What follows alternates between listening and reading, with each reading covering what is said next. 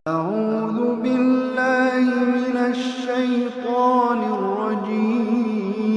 Bismillahirrahmanirrahim. Assalamualaikum warahmatullahi wabarakatuh.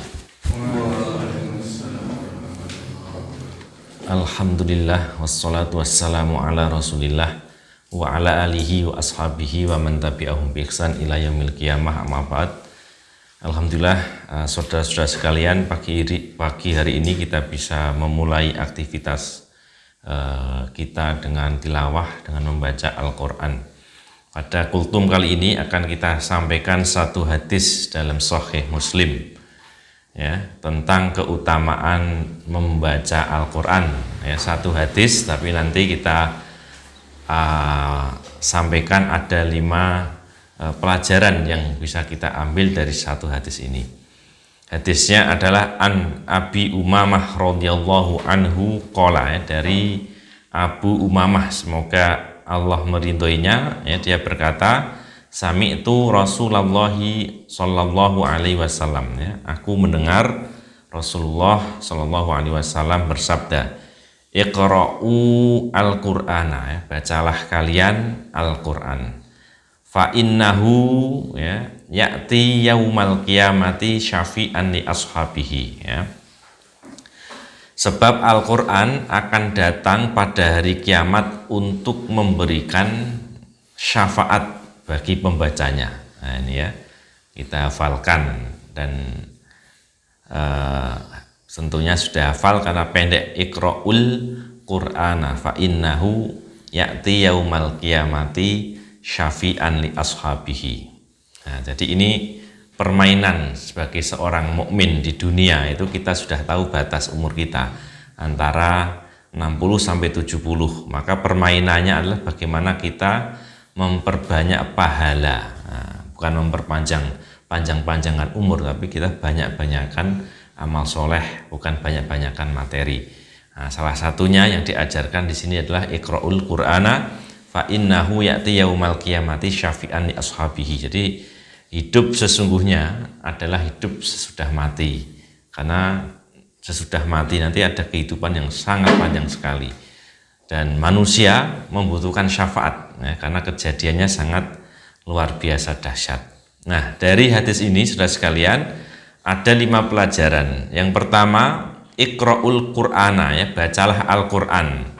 Ini adalah anjuran agar kita rajin membaca Al-Quran, ya. Imam Nawawi di dalam kitab Al-Adkar, beliau menyampaikan, i'lam, ya, anna tilawatal Qur'ani hiya afdhalul adkar, ya.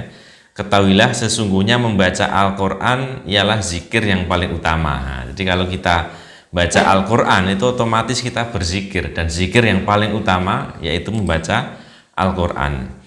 Wal matlubu, ya, al-qiraah bitadabbur, dan yang diinginkan ialah membaca dengan penghayatan. Nah, kita dengan menghayati, dengan memahami maknanya, ya. Kemudian beliau melanjutkan, yang bagi an yuhafidhu ala tilawatihi lailan wa naharon safaron wa hadron, ya, wa hadron, ya. Maka sepatutnya seseorang senantiasa membaca Al-Quran siang malam, ya, ketika safar ataupun mukim. Nah, ini petunjuk dari Imam Nawawi. Beliau menyebutkan bahwa hendaknya, ya, kita senantiasa membaca Al-Quran siang ataupun malam, ketika bepergian maupun hendak. Jadi ketika bepergian pun kita dianjurkan untuk membaca Al-Quran. Beliau juga menyatakan, ya, fayan bagi al-mudawamah alaiha, ya, sepantasnya agar kita selalu membaca Al-Quran, ya. Jangan sampai, beliau melanjutkan, lewat 1 hari atau 1 malam tanpa membaca Al-Quran. Dan seseorang telah disebut membaca Al-Quran, ya, meski hanya dengan membaca sedikit ayat. Nah, beberapa ayat, seperti kita tadi membaca 2 ayat atau 3 ayat, nanti bisa kita lanjutkan 3 ayat misalnya. Nah, itu sudah disebut dengan membaca. Dan tentunya jika jumlah yang dibaca dan ditadaburi lebih banyak, maka lebih baik. Nah, misalnya kita yang sebagai karyawan yang bekerja, maka dengan waktu 5 atau 10 menit itu sudah bisa membaca 1 atau 2 halaman mushaf Al-Quran. Nah, ditambah dengan upaya penghayatan dengan membaca artinya. Nah, ini yang pertama. Jadi pelajaran yang pertama itu kita diperintahkan agar rajin membaca Al-Quran. Pelajaran yang kedua, ya, fa innahu ya'ti yaumal qiyamati tadi ya, bahwa Al-Quran akan datang pada hari kiamat. Maka yang bisa kita ambil pelajaran di sini bahwa kedatangan amalan membaca Al-Quran itu besok dapat kita lihat. Jadi kita membaca Quran gini, amal kita membaca Quran gini, itu besok bisa kita lihat. Nah, dijelaskan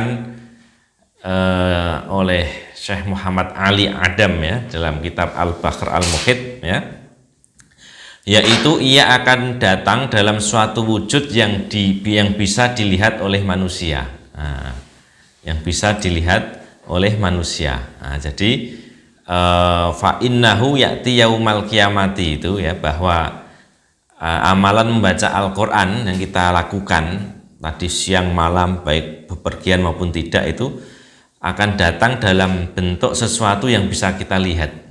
Nah, apakah bentuknya apa nggak tahu ya. Bentuknya apakah awan, apakah manusia, apakah teman, nah itu nggak tahu. Nah, tapi wujudnya itu bisa kita lihat dan bisa kita ketahui. Oh, itu dia apa istilahnya bacaan Al-Quran kita. Kemudian yang ketiga, pelajaran yang bisa kita ambil ya, syafi'an li ashabihi ya, memberikan syafaat bagi pembacanya. Nah, maka sifat pembaca Al-Quran yang mendapatkan syafaat Al-Quran itu bagaimana? Nah, maka di sini dijelaskan oleh Syekh Faisal Al-Mubarak ya di dalam kitab Tatris Riyadhus Shalihin bahwa Al-Quran akan memberikan syafaat bagi yang membacanya, yaitu satu yang membacanya alif bata tadi alhamdulillah dan sebagainya, kemudian yang menjalankan perintah yang ada di dalamnya. Ya, misalnya perintah sholat kita sholat, perintah zakat kita zakat. Nah, itu termasuk kalau dia nggak bisa baca, ya, tapi dia mengamalkan isi Al-Quran, dia juga dapat syafaat. Kemudian dan meninggalkan larangan, misalnya dalam Al-Quran ada wala taqrabuz zina, jangan dekat-dekat zina, kita jauhi perbuatan zina, kita jauhi misalnya minuman keras. Nah, itu kita mendapatkan syafaat. Jadi bacaan mereka yang mendapatkan syafaat dari Al-Quran ialah bacaannya beriring dengan amalan. Nah, jadi tidak hanya baca, kalau kita sudah bisa baca, tetapi harus kita iringi dengan tadi ya, melaksanakan isinya, mengamalkan isinya. Yang keempat yang bisa kita ambil pelajaran bahwa syafaat yang diberikan oleh Al-Quran hanya dapat terjadi bila Allah memberi izin. Nah, jadi harus mendapat izin dari Allah Subhanahu wa Ta'ala, sebagaimana dalam hadis Ahmad maupun Hakim, ibadah puasa dan bacaan Al-Quran akan memberikan syafaat bagi seorang hamba pada hari kiamat. Nah, puasa berkata, wahai Rabbku, sesungguhnya aku telah mencegah dia dari makan dan syahwatnya di siang hari, maka izinkanlah aku untuk memberi syafaat untuknya. Dan amalan membaca Al-Quran berkata, saya telah mencegah dia dari tidur di waktu malam, maka izinkanlah aku untuk memberi syafaat untuknya. Maka keduanya pun diberi izin untuk memberi syafaat. Jadi ini yang bisa kita ambil pelajaran ya, harus mendapatkan izin dari Allah Subhanahu wa Ta'ala. Kalau Allah tidak mengizinkan ya tidak bisa memberikan syafaat. Kemudian yang kelima, yang terakhir ya,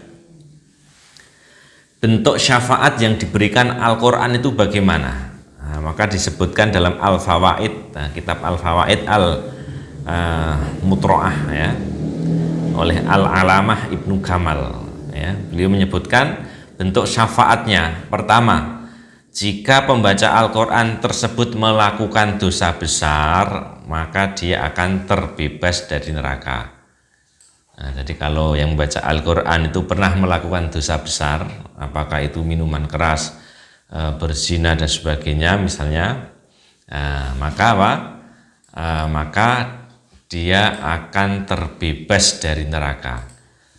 Yang kedua, jika dia tidak memiliki dosa, nggak memiliki dosa-dosa tadi, ya, atau dosanya sudah diampuni, maka dengan syafaat Al-Quran dia akan mendapatkan dua hal. Satu, ditinggikan derajatnya di surga. Nah, jadi sudah masuk surga, ya, derajatnya di surga ditinggikan karena dia membaca Al-Quran, karena mendapatkan syafaat dari Al-Quran tadi. Yang kedua, akan dipercepat masuknya ke dalam surga. Nah, jadi kalau kita memang sudah istilahnya termasuk, ya, golongan ahli surga, ya, kemudian maka Al-Quran yang kita baca itu, kita baca Al-Quran, bacaan Al-Quran itu akan memberi syafaat dengan cara apa? Ya, kita dipercepat masuk ke dalam surga. Atau bisa juga kedua hal ini sekaligus, ya, kita mendapatkan dua hal sekaligus, yaitu ditinggikan derajatnya di surga, yang kedua dipercepat masuk surga.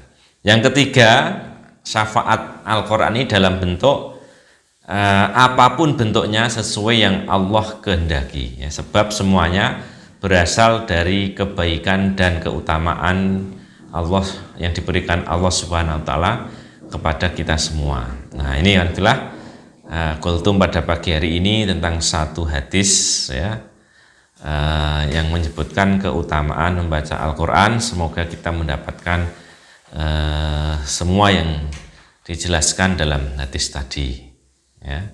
Aku qouli hadza astaghfirullahi li wa lakum. Assalamualaikum warahmatullahi wabarakatuh.